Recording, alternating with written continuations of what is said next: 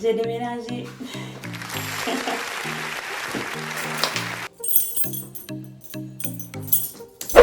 Hello tout le monde, j'espère que vous allez bien. Bon retour sur ma chaîne et si vous êtes nouveau, bienvenue. Alors, comme vous avez pu le voir dans la petite intro que j'ai fait là, ou du moins déjà avec le cadre qui a changé et tout, ben j'ai déménagé, voilà. Et je voulais partager ça avec vous puisque ma chaîne c'est du lifestyle et tout, donc voilà quoi. Alors, mais comme d'habitude, j'aime pas partager pour partager. Donc c'est pourquoi je vous emmène avec moi dans une petite aventure que j'espère vous plaira. Cette aventure va se diviser en 3 vidéos, ok? Dans la première, je vais vous expliquer tout ce qui s'est passé avant mon aménagement, genre comment j'ai pu trouver l'appartement, comment ça s'est passé, vous donner quelques conseils également en termes de location et tout. Ensuite, je vais vous montrer genre le déménagement, comment ça s'est passé. Voilà. Puis, je vais vous montrer, je vais vous faire un petit appartement tour.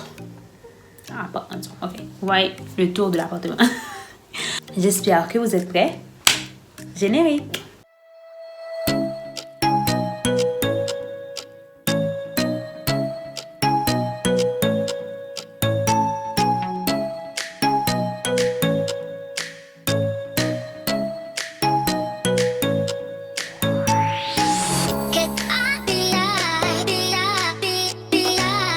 Donc, guys. Trouver un appartement en Île-de-France, mais particulièrement à Paris, c'est extrêmement difficile, ok? Donc, on part sur ce postulat-là, c'est vraiment difficile. Déjà, je ne vais pas vous le cacher, vous faire le suspense, mais voilà, c'est hyper difficile. La première chose, c'est pourquoi je voulais déménager. Bien, je voulais être plus proche de ma fac.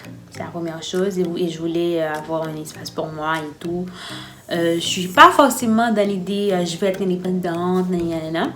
Moi, ça ne m'aurait pas dérangé de rester chez mes parents un peu plus longtemps. Mais voilà, je ne suis plus en Haïti. Donc, il faut faire avec. Et en fait, donc ça va. Donc voilà, c'est pourquoi que j'ai voulu déménager dans l'ensemble. Du coup, ma première année le droit, vite fait, c'était bien dans l'ensemble, mais elle était très affectée, on va dire, par d'autres éléments extérieurs, parmi lesquels le logement. You get it? Donc, j'ai déménagé pas mal de fois. Ouais, là, je ris, mais bon. J'ai déménagé pas mal de fois et je voulais vraiment cette stabilité. Là, on va commencer à parler de la procédure. Comment faire concrètement? Alors, concrètement, ce qu'il faut savoir, c'est que tout se passe en ligne. Tout est dématérialisé. À moins que vous souhaitez passer par une agence. Et par une agence, vous payez le frais de dossier, vous payez les frais d'agence. Donc, c'est encore plus cher. Donc, je trouve que c'est mieux si vous faites ça de particulier à particulier. Si vous voulez un appartement, un studio ou appartement en fait, vous devez vous mettre à la recherche des mois à l'avance, ok? Des mois à l'avance. Donc, du coup, moi, je me suis mise à chercher en juin. Je me suis inscrite sur plusieurs sites, vraiment plusieurs sites. Le Bon Coin. Pas particulier à particulier. Se loger. Vous cherchez sur le site, il y a les particuliers ou des agences, c'est les deux, qui offrent leur logement, leur studio. Ils mettent ça sur le site et vous, si vous êtes intéressé, vous leur envoyez un message pour dire que vous êtes intéressé par le logement. Ok? J'ai été appelée une fois et j'ai été effectivement visiter l'appartement, j'ai laissé mon dossier et tout, mais la personne avait choisi quelqu'un d'autre. On pourrait dire que ça m'a découragée en fait. Bon, c'est pour vous dire que c'est pas évident. J'ai repris les recherches en septembre Et là, je me suis focalisée sur d'autres sites comme Le Bon Coin. Et je me suis mise à chercher et tout. Et c'est à ce moment-là que mon amie Priscille, elle aussi va vouloir déménager. Et donc, c'est à ce moment-là qu'on va se dire, ben, si on cherchait un appartement à deux, en colocation, et l'idée est faite, et voilà, on s'est mis à chercher une colocation. Et là encore, il y a eu des complications, parce que quand tu cherches une colocation, ça ne peut pas être un studio, c'est évident. Et ça ne peut pas être un F1, genre une chambre et la cuisine et tout. Donc, il faut forcément un F2, au moins. On s'est mis à chercher et on a fait nos dossiers et tout. Je reviendrai dessus, qu'est-ce qu'il faut avoir. Donc là, je vous raconte les péripéties. Donc du coup, voilà, c'est le même principe. Vous contactez le propriétaire, vous lui expliquez votre situation, genre vous êtes étudiant, etc., etc. Vous voulez être plus proche de votre fac, tout ça. Et lui, s'il est intéressé. Et comment est-ce que vous comptez payer l'appartement? Donc, est-ce que vous êtes salarié? Est-ce que c'est vos parents? Donc, si lui, il est intéressé par votre cas, il va fixer une visite. OK? Donc, c'est toujours comme ça. Dans nos recherches, on a avancé. On a eu beaucoup de réponses positives. Bon, pas beaucoup, mais on a eu quand même pas mal de réponses positives. Et on a eu des visites. Il y a des visites que Priscille elle a fait toute seule parce que moi, je n'étais pas disponible. Et moi aussi, j'ai fait des visites. J'ai fait une visite et elle aussi une visite toute seule, quand on n'avait pas les mêmes emplois du temps, qui n'a rien donné. C'est au moment de la visite que vous amenez votre dossier en version papier. Donc, vous venez avec votre dossier. Et si vous êtes intéressé par le logement, donc vous visitez le logement. Et si vous êtes intéressé, à ce moment-là, vous laissez votre dossier. Voilà. Et la seule chose que vous pouvez faire, c'est vraiment de préparer un bon dossier et lors de la visite, de faire une bonne impression. Dès que vous avez fait ça, le reste, c'est Dieu qui décide. Voilà.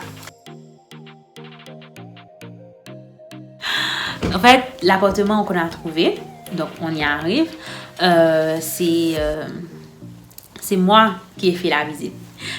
Et parce qu'elle ne pouvait pas venir. Et du coup, elle m'a dit, et Olmida, fais comme si tu étais en train de présenter ta thèse. Tu vois? Donc, c'est vraiment important, la visite. Parce que c'est à ce moment-là que la personne vous voit, que le propriétaire peut dire, OK, avec cette personne-là, je vais pouvoir m'entendre. Ou bien, OK? J'avais les deux dossiers et j'ai pris le temps de lui montrer page par page tous les documents. J'ai expliqué nos situations, voilà. Du coup, après la visite, j'ai fait la visite, je ne me rappelle plus, donc j'ai fait la visite. Et un vendredi, et le propriétaire, il m'a dit qu'il allait nous appeler pour nous donner une réponse au plus tard mardi. Du coup, pendant le week-end, ça allait encore. Mais lundi, on était en mode stressé. Mais qu'est-ce qu'il va dire, etc. Pourquoi il n'appelle pas? Lundi, oui. On n'est même pas encore mardi. Donc, voilà. Et mardi, il ne nous appelle pas. Il ne nous appelle pas. Oh mon Dieu, qu'est-ce qui va se passer? Du coup, je décide de l'appeler. On l'appelle en milieu de journée. Et là, il nous dit qu'il va nous appeler pour nous donner une réponse positive ou négative de la soirée. Du coup, voilà. Moi et Priscille, déjà, on est en mode... En fait, j'étais un peu plus emballée, on va dire. Et moi, je pensais déjà à comment j'ai aménagé la chambre. Je me voyais déjà à la maison, en fait. Du coup, finalement... Quand je suis arrivée chez moi, non, en fait, je n'étais pas encore arrivée chez moi, j'étais presque arrivée chez moi, et là, le monsieur, il m'appelle. Et il me dit, la bonne nouvelle, c'est que, eh bien, vous avez, c'est notre dossier qui a été retenu, c'est nous qui avons l'appartement. Donc, j'étais trop contente. J'étais vraiment très contente. Et j'ai appelé... j'ai laissé un message à ma mère pour lui annoncer la bonne nouvelle. Ensuite, j'ai appelé Priscille pour lui dire voilà ce qui s'est passé. On était trop contents. Et on devait aller signer le bail jeudi ou vendredi. Vendredi, nous sommes venus dans l'appartement et on a fait l'état des lieux et on a signé le contrat. Donc, l'état des lieux, c'est que vous, comme le nom l'indique, vous regardez comment se présente l'appartement. Tout, et vous notez tout, absolument tout, ok? S'il y a une trace sur les murs, si quelque chose ne fonctionne pas, si les volets ne s'ouvrent pas, tous les détails, franchement, tous les détails. Parce qu'en fait, le dépôt, vous allez donner un dépôt de garantie. Et le dépôt de garantie, en fait, c'est quand vous partez, ils vont vous remettre ça. Mais quand vous partez et que vous avez détruit, cassé un truc dans l'appartement, bien, ils vont prendre ça sur votre dépôt de garantie. Donc, c'est vraiment important que sur l'état des lieux, bien, tout ce qui ne fonctionne pas, ben, vous l'avez indiqué sur l'état des lieux. Vous voyez? Et quand vous avez fini de faire l'état des lieux, vous lisez votre contrat. Super important. Lisez votre contrat de bail. Lisez-le. Donnez-le à quelqu'un d'autre si vous pouvez, un avocat si vous pouvez le faire. Et après, signez votre bail et faites votre dépôt et donnez votre dépôt de garantie. Voilà, c'est comme ça que ça se passe. Et du coup, on voulait emménager absolument samedi parce qu'on voulait trop venir. Donc voilà, c'est ici que s'arrête cette vidéo. Comme je vous l'avais dit, là je vous parle de comment ça s'est passé avant de trouver l'appartement. Et dans l'autre vidéo, je vais vous parler du déménagement, comment ça s'est passé. Ok? Donc, n'hésitez pas à venir me suivre sur Instagram. C'est là que je suis plus active et également je fais également un live show sur Instagram, Mida Live Show. N'hésitez pas à suivre la page également. Et sur ce, je vous dis à bientôt pour une prochaine vidéo. Prenez soin de vous. Bye!